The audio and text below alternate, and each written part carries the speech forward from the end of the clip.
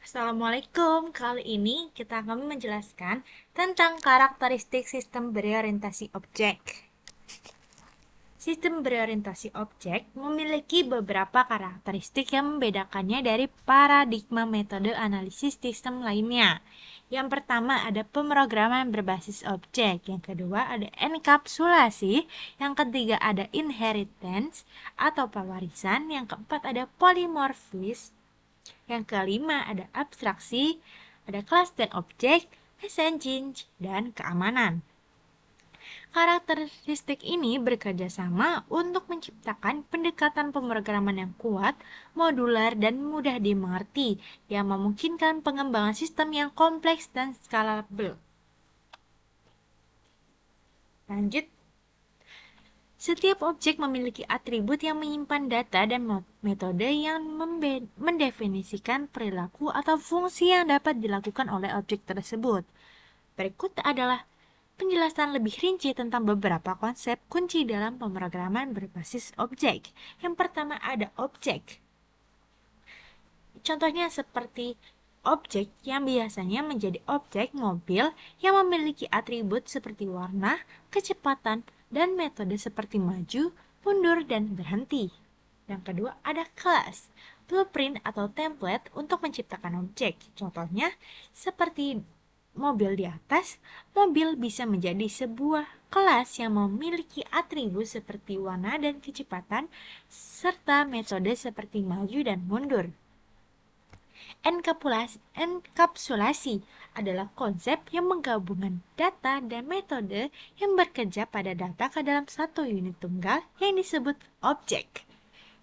Yang keempat ada pewarisan, yang merupakan konsep di mana sebuah kelas baru dapat mewarisi atribut dan metode dari kelas yang sudah ada. Yang kelima ada polimorfis. Polimorfis adalah konsep di mana objek dari kelas yang berbeda dapat merespon dengan cara yang berbeda terhadap metode yang sama.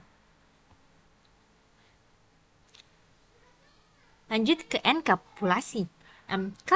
Enkapsulasi adalah salah satu konsep utama dalam pemrograman berorientasi objek yang menggabungkan data, atribut, dan metode yang beroperasi pada data ke dalam satu unit tunggal yang disebut objek. Yang pertama, data dan metode. Objek dalam sistem berorientasi objek memiliki dua komponen utama, yaitu data dan metode. Yang kedua ada private dan public. Enkapsulasi mengimplementasikan konsep aksesibilitas di mana atribut dan metode dalam sebuah objek dapat dideklarasikan sebagai private atau publik. Ketiga, keuntungan enkapsulasi. Yang pertama ada pengendalian akses, yang kedua ada penyembunyian detail, yang ketiga ada peningkatan keamanan. Lanjut ke contoh enkapsulasi.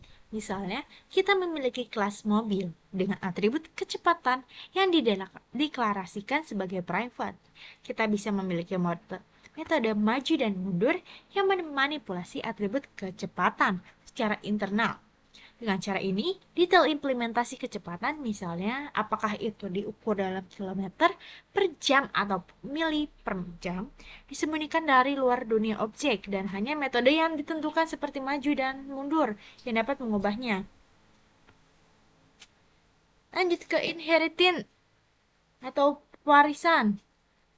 Berikut ada penjelasan yang lebih rinci tentang pewarisan dalam sistem. Yang pertama ada kelas induk atau superclass dan kelas turunan atau subclass. Kedua ada penurunan fitur. Yang ketiga penambahan dan perubahan. Keempat hierarki kelas. Kelima keuntungan dari pewarisan ini ada penggunaan kembali kode atau pewarisan memungkinkan untuk menggunakan kembali kode yang sudah ada dalam kelas induk. Selanjutnya ada memudahkan pemeliharaan dengan menggunakan hierarki kelas. Perubahan yang diperlukan hanya perlu dilakukan di suatu tempat. Selanjutnya ada abstraksi dan polimorfis. Pewarisan memungkinkan untuk menciptakan kelas-kelas abstrak yang memiliki fitur umum dan digunakan sebagai dasar untuk membuat objek yang lebih spesifik. Selanjutnya ada polimorfisme. Merupakan konsep dalam pemrograman berorientasi objek, di mana objek dari kelas yang berbeda dan dapat menunjukkan perilaku yang berbeda tergantung pada konteks di mana mereka digunakan. Pertama, polimorfis berdasarkan metode. Seringkali dilihat dalam pemanggilnya metode yang sama pada objek dari kelas yang berbeda. Tetapi perilaku dari metode tersebut bervariasi tergantung pada kelas objek yang sebenarnya. Yang kedua adalah overriding, terjadi ketika kelas turunan mengimplementasikan ulang metode yang didefinisikan dalam kelas induk dengan perilaku yang berbeda. Yang ketiga ada polimorfis berdasarkan keterikatan. Yang pertama ada binding pada waktu aplikasi, dan yang kedua ada binding pada waktu jalankan. Yang keempat ada keuntungan polimorfis yang ada peningkatan reusabilitas atau yang memungkinkan penggunaan kode yang sama untuk memanipulasi objek dari kelas yang berbeda, meningkatkan reusabilitas kode. Selanjutnya ada fleksibilitas yang memberikan fleksibilitas dalam penggunaan kode karena memungkinkan kelas yang berbeda untuk berinteraksi melalui antarmuka yang seragam. Selanjutnya ada abstraksi polimorfisme memungkinkan pembuatan antarmuka umum untuk operasi tertentu tanpa memperhatikan detail implementasi objek yang sebenarnya. Selanjutnya ada abstraksi adalah salah satu konsep utama dalam pemrograman berorientasi objek yang mengacu pada proses menyederhanakan kompleksitas dengan fokus pada aspek-aspek penting dan mengabaikan yang tidak penting. Pertama, kelas abstrak adalah kelas yang tidak dapat diinstalasi yang berisi metode abstrak yang dideklarasikan tetapi tidak diimplementasikan. Kedua, ada metode abstrak. Metode yang dideklarasikan dalam kelas abstrak tetapi tidak memiliki implementasi. Ketiga, ada pembuatan antarmuka yang memungkinkan untuk menciptakan antarmuka umum untuk berinteraksi dengan objek tanpa memperhatikan detail implementasi objek yang sebenarnya. Keempat, pengurangan kompleksitas. Abstraksi membantu dalam mengurangi kompleksitas dengan memungkinkan pengguna untuk berfokus pada detail yang penting dan mengabaikan yang tidak penting. Kelima, ada penggunaan dan implementasi. Abstraksi digunakan ketika kita ingin membuat kelas atau objek yang hanya berisi fitur. Contoh dari abstraksi adalah sebuah kelas bentuk yang merupakan kelas abstrak dengan metode abstrak hitung luas.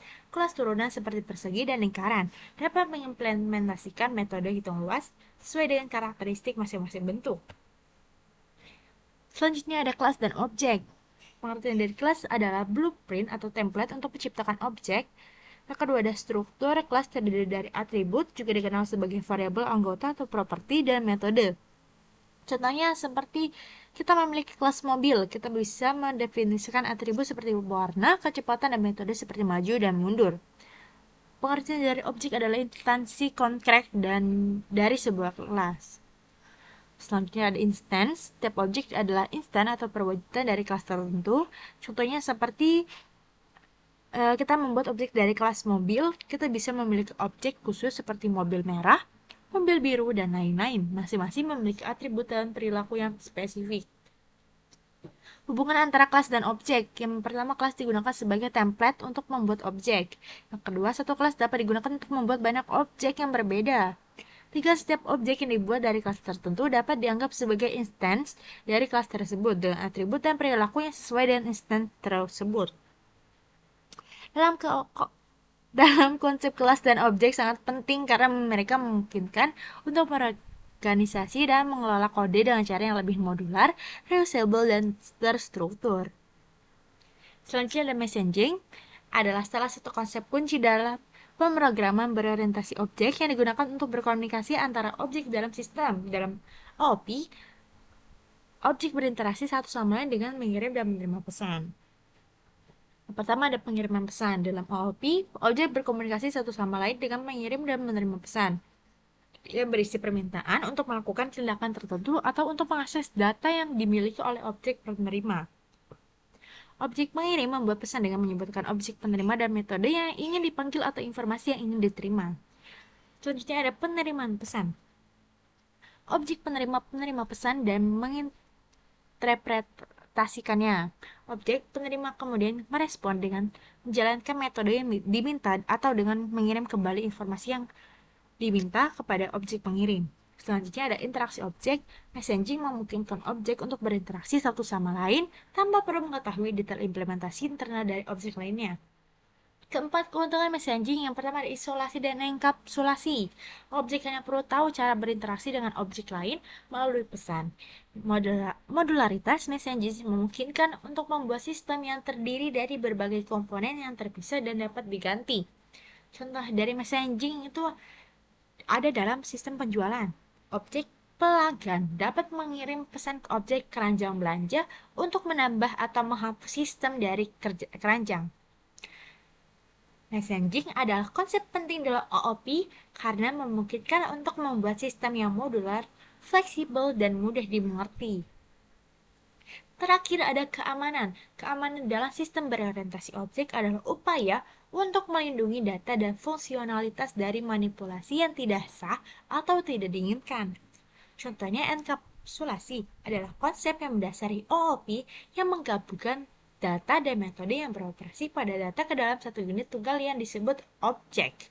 Yang kedua ada akses kontrol, yang memungkinkan untuk menentukan siapa yang memiliki akses ke data atau metode dalam sebuah objek. Yang ketiga ada validasi data. Validasi data melibatkan pemeriksaan data yang dimasukkan ke dalam objek untuk memastikan bahwa data tersebut sesuai dengan aturan atau kriteria tertentu sebelum diolah atau disimpan.